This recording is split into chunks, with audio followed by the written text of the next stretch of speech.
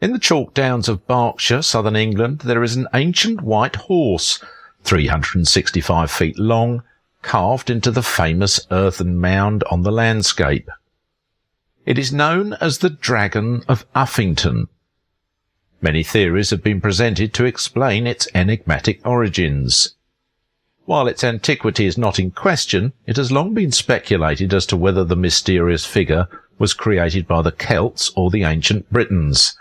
If it were the latter, that would place it back to the time of Atlantis and the British flood hero Gog-Magog.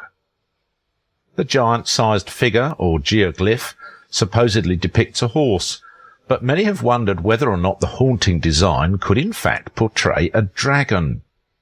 In ancient times it is said a real dragon prowled the area. It terrorized the countryside and torched and decimated entire communities. According to local rhyme, it was St. George who was responsible for the dragon's destruction. Indeed, the local church is still dedicated to St. George, who slew the dragon of Beirut. It is commonly conjectured that the mysterious figure does indeed represent a dragon, and that the mound linked to it is actually the burial site of a great Celtic chieftain, or otherwise called a Pendragon. So here it is that our adventure begins as we once again peer through the looking glass and gaze into the magical realm of the ring lords as we blur the lines of fantasy, mythology, and actual history. The richest source of evidence for the existence of a real race of dragons is not paleontology or even evolutionary biology, but rather mythology.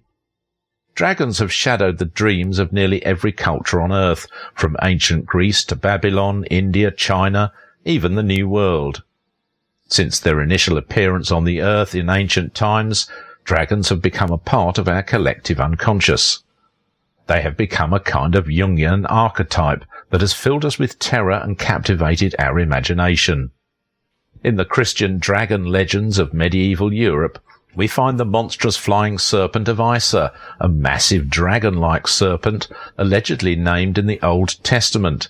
Later, medieval travellers identified the flying serpent of Isa as the most venomous of all serpents and believed it was hatched from an egg of a cockatrice in the Ethiopian desert.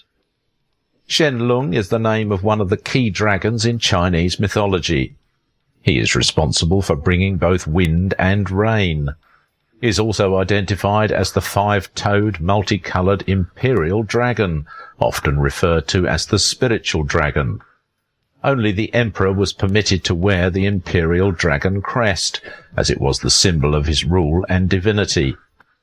Anyone else who dared wear such a representation was systematically put to death. Lotan is the name of a seven-headed dragon in mythology of ancient Mesopotamia. The Ras Shamra text describes how the god Baal conquered the mighty monster. Lotan, a vast serpent dragon of primordial chaos, is very similar to the classic image of the Babylonian sea dragon Tiamat, which was murdered by the sun god Marduk. The dragons of Ethiopia are described in even more detail than are the European dragons. They are gigantic in size, some 20 cubits in length, approximately 35 feet or 10.7 meters, sometimes having a single pair of wings, while at other times sporting two. European legends and travellers' tales describe them as efficient predators devouring entire elephants. The English naturalist Edward Topsell, who was convinced that dragons were very real and extremely lethal, wrote about them in graphic detail in The History of Four-Footed Beasts and Serpents, 1658. There be some dragons which have wings and no feet. Some again have both feet and wings, and some neither feet nor wings, but are only distinguished from the common sort of serpents by the comb growth upon their heads and the beard under their cheeks. Dragons abide in deep caves and hollow places of the earth, and sometimes they come out of their holes, and, beating the air with their wings, they forsake the earth and fly aloft. Gilius, Pierius, and Grevinus do affirm that a dragon is of black colour, the belly somewhat green, and very beautiful to behold, having a treble row of teeth in their mouths upon every jaw, and with most bright and clear-seeing eyes, which cause the poets to feign in their writings that these dragons are the watchful keepers of treasures.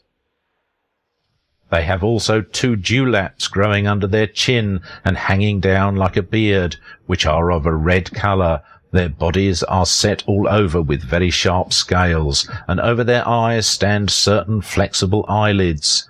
When they gape wide with their mouth and thrust forth their tongue, their teeth seem very much to resemble the teeth of wild swine. Dragons may seem to us today as merely exaggerated stories and outright myths from a primitive and credulous age, but to our ancestors they were real and undeniable. Dragons have become the embodiment of chaos, haunting our dreams and stirring our imaginations for thousands of years. However, far from being the imaginative inventions of our forefathers, dragons may in fact be firmly rooted in reality. In medieval Europe, where a literal interpretation of biblical scripture dominated, it was almost considered heresy not to believe in dragons. Surprisingly, dragons ended up fronting Roman Catholic cathedrals in the form of gargoyles, vestiges of a medieval Christian myth in which Saint Romain, Archbishop of Rouen, France, bests a mighty water dragon known as the Gargler, Gargoyle, simply by showing the sign of the cross. Medieval Europeans were not only engaged in seeking out and slaying these vile and hideous monsters, but some, specifically sailors, equally feared the beasts that they called quite simply sea monsters. Horrific sea monsters and other denizens of the deep were feared at a time when the world was still believed to be flat. These horrendous sea beasts, so the stories went, waited at the edge of the world to devour any ship that strayed too far into the immense western ocean. European mapmakers in the 14th century illustrated their charts with pictures of dragons, and one globe carried a warning, "Here be dragons," to discourage those who dared to venture too far. Fearful of such portents, sailors threatened their captains with mutiny if they did not turn back. In ancient Greek mythology, the demigod Perseus was said to have slain the sea dragon of Poseidon. In the Bible, sea dragons also play a prominent role. We are introduced to the mighty sea serpent Leviathan, which is slain not at the onset of creation as depicted in other mythologies of the Middle East, but in the end times, Judgment Day, as described in the book of Isaiah. In that day the Lord will punish with his sword, his fierce, great and powerful sword, Leviathan the gliding serpent, Leviathan the coiling serpent. He will slay the monster of the sea. The origin of the word dragon in the English language can be traced back to the early 13th century and the Old French word dragon. In turn, dragon evolved from the Latin root word draconum, meaning huge serpent. This is believed to have originated from an even earlier Proto-Indo-European stem, drac or dirk, meaning the one with the deadly glance. The Greek and Latin designations, interestingly enough, do not refer solely to mythological serpents. The word dracon also identified what the Greeks at the time recognized as a living race of dragons. Many have suggested that the bones of dinosaurs were discovered by primitive man and misconstrued to be the bones of a far more monstrous beast, becoming the prototype of later dragon myths. There is little evidence of this. If primitive humans had found the bones of a prehistoric reptile, the chances of finding a complete skeleton would have been slim. Nor is it probable that they would have readily identified a skeleton as a once-living creature. The problem with this line of thinking is that it distracts us from another far more profound and startling fact. Could a once-living but now extinct animal, which shared this planet with primitive humans, be the root cause of the dragon myths recorded by our ancestors? Could forgotten members of this fallen race have survived to this day and still be prowling remote regions of the earth. Dragons do superficially resemble dinosaurs, the most noted of such similarities being found in the recent discovery of a peculiar skull. Named DRACORES hogwartsia in honour of the Harry Potter books and films, this newly discovered species has spiky horns, bumps, a long muzzle, and flattened head that greatly resembles that of a dragon. In fact, if we found the bones of a true dragon, how could we distinguish it from a new species of dinosaur? The 1949 edition of the Encyclopaedia Britannica made the observation that dinosaurs are astonishingly dragon-like. The term dinosaur does not apply simply to a single species or even a number of them, but to hundreds of known species. Dinosaurs first appeared about 228 million years ago, but prior to this time, huge reptiles dominated this planet that were not directly related to dinosaurs, but this first reign of reptiles ended with a mass extinction some 350 million years ago. What if, for instance, there was another line of ancient reptiles, which we today call dragons? The first recorded references to dragons appeared well over 6,000 years ago in ancient Sumer. For example, a cylindrical seal from 4000 BC depicts a dragon alongside the goddess Baal. These references may have originated with serpent myths of the ancient Egyptians, such as those of Apep and Typhon. Most certainly these were mythological accounts, but historical in the sense that, when we reach the threshold of over 5 millennia, the boundaries between myth and history blur. Myths are not merely metaphors or fanciful stories, they are what remains of a long-forgotten past, the records of a lost civilization. We must remember that in some of the earliest records, dragons once ruled over humans. Rather than writing down mere stories, our forefathers were writing down eyewitness accounts, describing real events and encounters. The underlying conclusion is that the great preponderance of dragon myths throughout the long history of humankind seems to indicate that there must be some truth to these legends, and that the myths themselves are historically accurate accounts, however masked over time. The Greek poet Homer spoke of a fire-breathing dragon being coiled upon the shield of Heracles. Roman philosopher Pliny the Elder, in his masterwork Naturalis Historia, 77 AD, gives an unmythologized account of dragons in the land of Ethiopia. In Jewish and Hebraic traditions, there is the biblical account of the serpent in the Garden of Eden. Another instance in the Bible regarding Bel and the dragon is told in the apocryphal Book of Daniel. The hero Daniel, who in turn is cast into the lion's den, inevitably destroys the dragon. When Alexander the Great returned from his conquests of India, he reported discovering a hissing dragon deep within a cave. The Greek historian Herodotus, one of the most reliable sources of ancient times, made the following observations in the 5th century BC. There is a place in Arabia, situated very near the city of Buto, to which I went on hearing of some winged serpents. And when I arrived there, I saw bones of serpents and spines in such quantities as it would be impossible to describe. The form of the serpent is like that of the water snake, but he has wings without feathers, and as like as possible to the wings of a bat. Note the similarities to the prehistoric winged serpent, the pterodactyl. Even the famed explorer Marco Polo, who travelled through Asia, Persia, China and Indonesia from 1271 to 1291 AD, reported strange encounters with mysterious beasts. He recorded his journeys in a circa 1300 work entitled The Travels of Marco Polo. Without over-embellishment, he describes one such encounter. Here are found snakes and large serpents, 10 paces in length and 10 paces in girth, measuring 50 feet long and 100 inches in circumference. Others are of smaller size, being 8, 6 or 5 paces long. According to Bill Cooper in After the Flood, the early Britons, from whom the modern Welsh are descended, provide us with our earliest surviving European accounts of reptilian monsters, one of whom killed and devoured King Morvidus, Morid, in ca. 336 BC.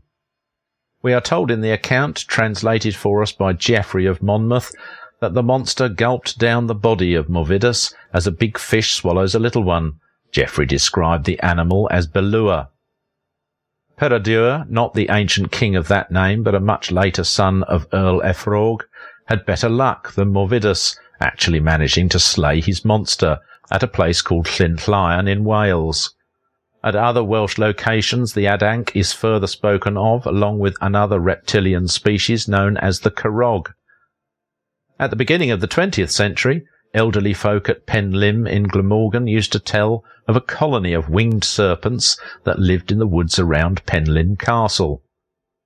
One such individual, Marie Trevelyan, told Bill Cooper, the woods around Penllyn Castle, Glamorgan, had the reputation of being frequented by winged serpents, and these were the terror of old and young alike. An aged inhabitant of Penllyn, who died a few years ago, said that in his boyhood the winged serpents were described as very beautiful. They were coiled well in repose, and looked as if they were covered with jewels of all sorts. Some of them had crests sparkling with all the colours of the rainbow. The old man attributed the extinction of the winged serpents to the fact that they were terrors in the farmyards and coverts. A chronicle from 1405 details a bloody battle with a giant reptile, this time at Bures in Suffolk. Another well-documented historical account, circa 1614, is of an encounter with a dragon in Leonard's Forest in Sussex, England, near Dragon's Green. Such accounts of incursions into Anglo-Saxon territory by living dragons seem to bolster the assertions that, contrary to popular belief, dragons were once very real creatures and quite possibly, at least in some fashion, have survived to this day, still prowling remote corners of the earth. This assertion was handled by yet another expert, this time from an evolutionary standpoint. In his Pulitzer Prize-winning masterpiece, The Dragons of Eden, the late Dr. Carl Sagan wrote, "The pervasiveness of dragon myths in the folk legends of many cultures is probably no accident. The implacable mutual hostility between man and dragon, as exemplified in the myth of St. George, is strongest in the West. In chapter 3 of the book of Genesis, God ordains an eternal enmity between reptiles and humans. But it is not a Western anomaly. It is a worldwide phenomenon. Is it only an accident that the common human sounds commanding silence or attracting attention seem strangely imitative of the hissing of reptiles? Is it possible that dragons posed a problem for our proto-human ancestors of a few million years ago, and that the terror they evoked and the deaths they caused helped bring about the evolution of human intelligence?" Sagan went on to propose that the image of the dragon is part of a common genetic memory inherited through evolution by our mammalian ancestors. But what if such fanciful speculation is incorrect? What if a very real dinosaur-like race of dragons once existed alongside humans and became immortalized in the thousands of dragon myths and traditions which can be found in every corner of the globe?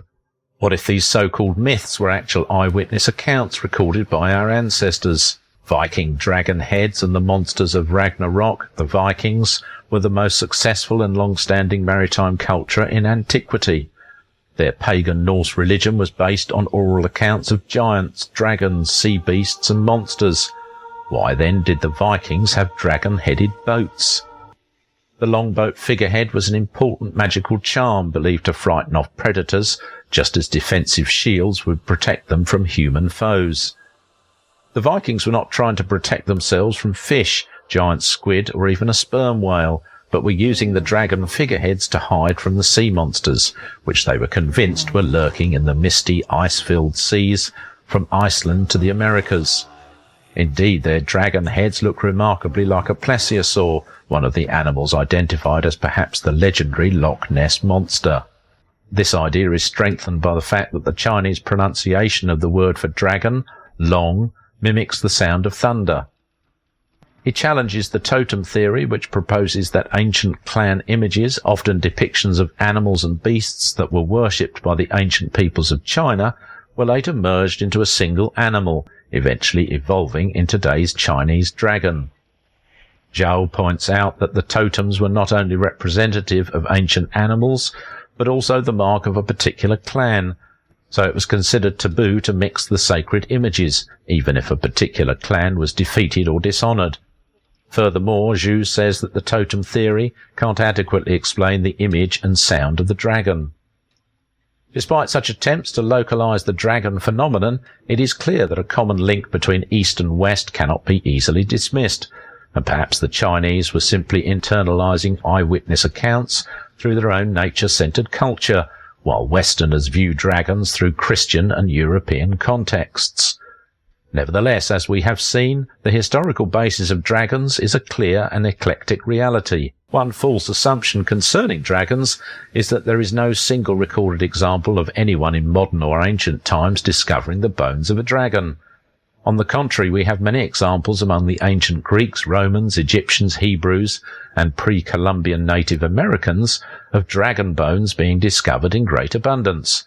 Indeed, Greek and Latin sources are by far some of the most complete accounts of paleontological discoveries in antiquity, specifically these supporting the theory that dragons once existed. In the 4th century BC, the Greek mythologist Paleontological wrote, "An ancient story says that Cadmus killed a dragon and sowed the teeth like seeds, and armed men grew from them." The fact that armed men grew from a pair of fossilized teeth is hopeless to believe, but essentially these teeth could possibly be either an early example of dinosaur or dinosaur-like dragon remains found in the ancient world.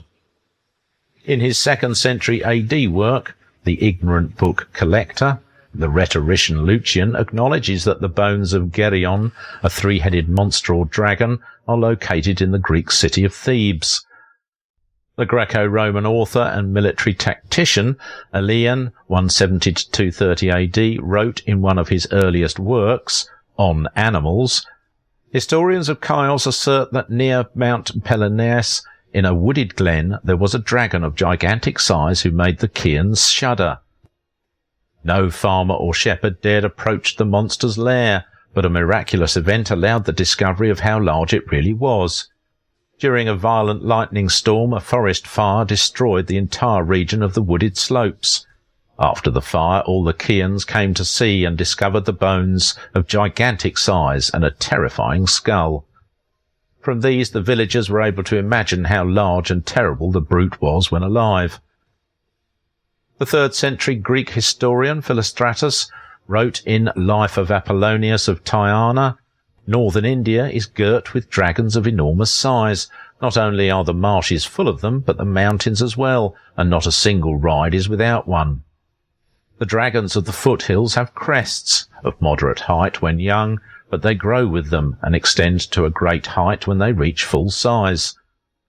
According to Philostratus, the bony remains of plains dragons are sometimes found amongst those of mastodons and other prehistoric elephantine monsters. These bones are highly valued by hunters. They have swine-like tusks, but more twisted and sharp.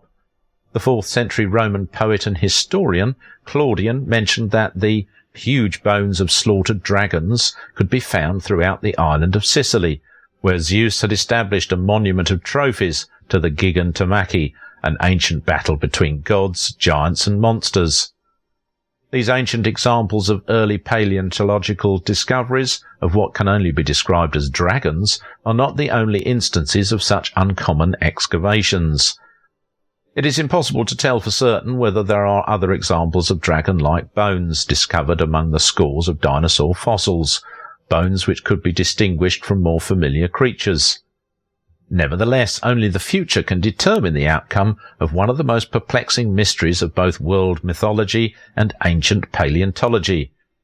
Evidence of ancient dragons abounds across the globe, slowly brought to light thanks to chance discoveries and the dutiful efforts of independent amateur archaeologists and other scientists.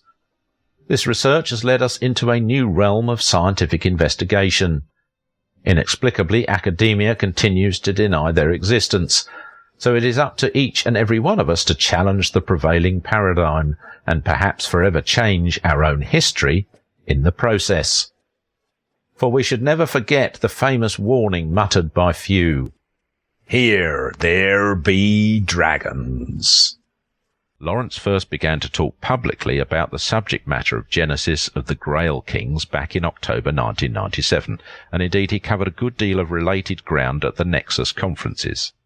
So, with the book now completed and published, I guess the time had come to move on to other things in preparation for future works. Originally, and beginning with the bloodline of the Holy Grail, he had planned for a series of 3 books on the Grail theme, covering some 6,000 years of messianic inheritance from the time of Adam through King David and Jesus down to the present day. However, in the course of compiling this genealogical descent and its fascinating history, the concept for another book had arisen. Bloodline of the Holy Grail covers an historic period from the time of Jesus through the past 2,000 years. Subsequently, Genesis of the Grail Kings was written to answer the most asked of all resultant readers' questions. Why was the Grail bloodline so important in the first place? Why was the kingly line which descended to Jesus and beyond so unique from the outset in old Mesopotamian times? This was the subject which we discussed here last year, and we saw how the messianic succession of Grail dynasts or dragon kings was alchemically conceived and purpose-bred for the role of earthly leadership. We looked at the records of ancient Sumer, which talked of the Anunnaki gods and their creation chamber. We saw how the great Vulcans of the era produced the enigmatic Highwood firestone, the white powder of monatomic gold, that was used to feed the light bodies of the Babylonian kings and Egyptian pharaohs. And we saw how this substance, when ingested, had stunning effects on the body's endocrinal system. Ultimately, we followed the senior line of royal descent, a line that was genetically determined by the mitochondrial DNA of the dragon queens, down to the time of Moses. Lawrence had visited the temple discovered in 1904, high on the Bible's Mount Horeb, where the monatomic firestone was made. Now we shall take a look at the wider scheme of things, in terms of the folklore and fable which have emanated from the alchemical realm of the Pendragons, and we shall consider in particular the long-standing disputes which have prevailed between the sacred bloodline and the church establishment. These stories and their historical roots, whether portrayed in fairy tale, nursery rhyme, or Gothic romance, will form the basis of a forthcoming book entitled Ring Lords of the Dragon, Beyond the Portal of the Twilight Realm. So in this multi-part documentary we should be looking at the world of enchantment, with a little myth, a little magic, and a good deal of historical fact, as some of the characters of popular legend take their place on the stage of reality. And at the conclusion of this series we shall open the door to one of the most intriguing but suppressed secrets of our heritage. On the face of it, the Grail-related stories, whether of Cinderella, Robin Hood, Sleeping Beauty, or Count Dracula, each hold their separate mysteries and enchantments, but it is not generally understood that they all stem from a common historical base which is rooted in the culture of the Grail kings. Among the best known of these heterodox Christians, or heretics, in the Middle Ages, were the Cathars, the pure ones of the Languedoc region in southern France. And they, in line with the dragon tradition of the Ouroboros ringlords, refer to the messianic bloodline as the elven race, and we shall see the terms elf, fairy, pixie, and the like were all representative of various castes within the kingly succession. The Ouroboros, as detailed in Genesis of the Grail kings, was a symbol of wholeness, unity, and eternity, usually identified by a serpent in the form of a ring clutching its own tail. With a cross positioned beneath the ring, the emblem becomes the familiar device of the female, the Venus symbol, as portrayed on the cover of Genesis of the Grail kings. Alternatively, with a cross positioned above the ring, it becomes the masculine orb of sovereign regalia. And with a cross positioned within the ring, it becomes emblematic of the Holy Grail itself, identified as the Dew Cup or the Rosi Crucis. In the Cartha language of Old Provence, a female elf was an Albi, Elbi or Ilbi, and Albi was the name given to the main Cathar centre in Languedoc. This was in deference to the matrilinear heritage of the Grail dynasty, for the Cathars were supporters of the original Albi gens, the elven bloodline which had descended through the dragon queens of yore, such as Lilith, Miriam, Bathsheba, and Mary Magdalene, as against the pseudo-style of monarchy which had been implemented by the papal machine. In practical terms, church kingship prevailed from the 8th century, and it has continued through the ages to the present day. But the fact is that under the strict terms of sovereign practice, all such monarchies and their affiliated governments have been illegitimate. So what is church kingship? It is precisely that with which we have become so familiar. It applies to all monarchs who achieve their regal positions as a result of church coronation, by the Pope, or in Britain, by the Archbishop of Canterbury. In terms of true kingship, there is no necessity for coronation because kingly and queenly inheritance are, and always were, in the blood. To be precise, in the mitochondrial DNA of the sangreal. In the old scheme of things, kingship was automatic because it was an alchemical inheritance which, in practice, had nothing to do with ruling over anyone or anywhere. By virtue of an illegal dictate, however, monarchies were brought under church control, and the magical realm of the ring lords was supplanted by the material and territorial reigns of the papal kings. One might ask why this was allowed to happen. Why did no one stand up for the legacy of the Holy Grail? Well, the fact is they did. The Cathars did, the Knights Templars did, the Rosicrucians did. Indeed, any number of Gnostic groups and fraternities did, and it was this open support which led to the hideous tortures and executions of the papal inquisitions and witch hunts that persisted through so many generations. By the Middle Ages, the Church controlled the majority of European monarchies, with Scotland a notable exception, as a result of which King Robert the Bruce and the whole Scottish nation were excommunicated. The Church, therefore, influenced governments, parliaments, and educational establishments, as it still does today, and by implication, if not by direct instruction, the military forces of the pseudo-kings operated at church command. The Church held such enormous financial, political, and military power that the Grail adherents became an underground stream, living in fear of their lives at every turn. They were not only heretics, they were singled out for punishment as sorcerers and necromancers, and since they did not conform to papal dictates, they were clearly Satanists.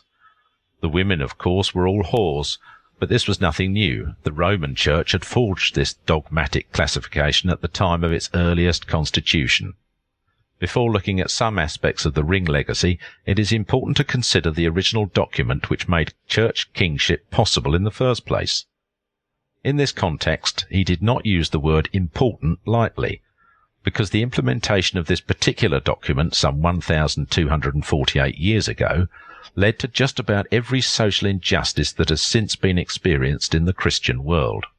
The document to which I refer is called the Donation of Constantine. All monarchical and governmental practice has for centuries been based upon the initial precept of this charter, but as we shall see, the precept is wholly invalid. There are those in our midst today, under the dynastic rule of Grail entitlement, are rightful kings and queens, but many of the dynasties which have actually reigned have done so with little or no sovereign heritage. They have gained their positions simply because it suited the Church to crown them as its puppet representatives. Moving forwards in history from the pharaohs of Egypt, the Davidic kings of Judah and the dragon kings of Scythia, we arrive in the Dark Ages with the Celtic kingdoms of Europe, and, essentially for the purposes of this story, with the Fisher kings in Gaul, which later became France. It is because of this continuing period of Grail sovereignty in the Celtic realms that conventional history now refers to the Dark Ages, about which we are told there is so little documentary record. There is, however, any amount of surviving material from the era. The period is only dark because the Church and the imperial overlords decided to veil it from scrutiny, removing documentary evidence from the educational environment in order to perpetuate the myth that everyone and everything outside the Roman establishment was ignorant and barbaric. As detailed in Bloodline of the Holy Grail, the Church of Rome, founded by Emperor Constantine the Great in the 4th century, had little to do with the Nazarene style of Christianity which it officially superseded and had hitherto persecuted. It was an entirely new hybrid form of male-dominated churchianity, based upon a contrived apostolic succession of popes. The separate Nazarene movement, often called the Celtic Church, continued in opposition under the direction of Grail dynasts from the family of Jesus, and they were styled the Despacini, meaning heirs of the Lord. At that time the bloodline houses of the Despacini held the reins of dragon kingship in Europe, but the bishops of the Roman Church sought to undermine this tradition and eventually managed this in the 8th century when they deposed the Merovingian fisher kings of the Franks after some 300 years of regnal succession. Alleged to have been written by Emperor Constantine 400 years earlier, although strangely never produced in the interim. It is even dated and carried his supposed signature. What the document proclaimed was that the Pope was Christ's elected representative on earth, with the power to create kings as his subordinates. The provisions were put into operation by the Vatican in 751, whereupon the long-standing Merovingians were deposed, and a whole new dynasty was supplemented by way of a family who had hitherto mayors of the royal palace, the equivalent of prime ministers. They were dubbed Carolingians, and their only king of any consequence through some 236 years was the legendary Charlemagne. As a result of this strategy, the whole nature of monarchy changed from being an office of guardianship to one of rule. Henceforth the papal monarchs were territorial governors rather than patriarchs of the people. By virtue of this monumental change, the long-standing Grail code of princely service was forsaken, and European kings became servants of the Church, which had the power to make them or break them. How do we know today that the donation is a forgery? Well, there are many reasons, but the obvious is that its New Testament references relate to the Latin Vulgate version of the Bible. This edition was translated and compiled by St. Jerome, who was not born until the year 340, some 26 years after Constantine, who had died anyway in 337, supposedly signed the document. Indeed, there was more than half a century between Constantine's alleged signing and the appearance of the particular Latin Bible that was used in its content. Notwithstanding this, the language of the donation was, in any event, that of the 8th century, and bore no relation to the writing style of Constantine's day. The truly ridiculous aspect of all this is that the donation was proved to be a forgery some 550 years ago during the Renaissance, but its overwhelming dictate, which cemented the Pope as the supreme spiritual and temporal head of Christendom, has prevailed regardless. As explained in Genesis of the Grail Kings, the monarchs of the Grail succession were called messiahs, anointed ones, because, in the early days in Mesopotamia and Egypt, they were anointed with the fat of the sacred Mesa, the holy dragon or crocodile. By virtue of this, they were also called dragons. The dragon, emblematic of wisdom, was the epitome of the Holy Spirit, which, according to the book of Genesis, moved upon the waters of time, while the Grail was the perpetual blood royal, the Sangreal. Originally in old Mesopotamia it was called the Grail, the sacred blood of the dragon queens, and it was said to be the nectar of supreme excellence. The ancient Greeks called it ambrosia. The concept of fairies, the fair folk, was born directly from this base, being a derivative of fae, and relating especially to fate. In the Celtic world, certain royal families, especially those of the Pendragons or head dragons, were said to carry the fairy blood, that is to say, the fate or destiny of the Grail bloodline, while the elf maidens of the Albigens were the designated guardians of the earth, starlight, and forest. But how was it that the dragons, fairies, and elves of history became enveloped within a shroud of supernatural enigma? Why was it that their stories were moved from the world of reality into a domain of romance and nursery tale? What had all this to do with the donation of Constantine? To answer these questions, we must now step through the portal of enchantment into the twilight realm of the Shining Ones, for theirs is the enlightened realm of the Ringlords. 3 rings for the elven kings under the sky, 7 for the dwarf lords in their halls of stone, 9 for mortal men doomed to die, 1 for the Dark Lord on his dark throne, in the land of Mordor where the shadows lie.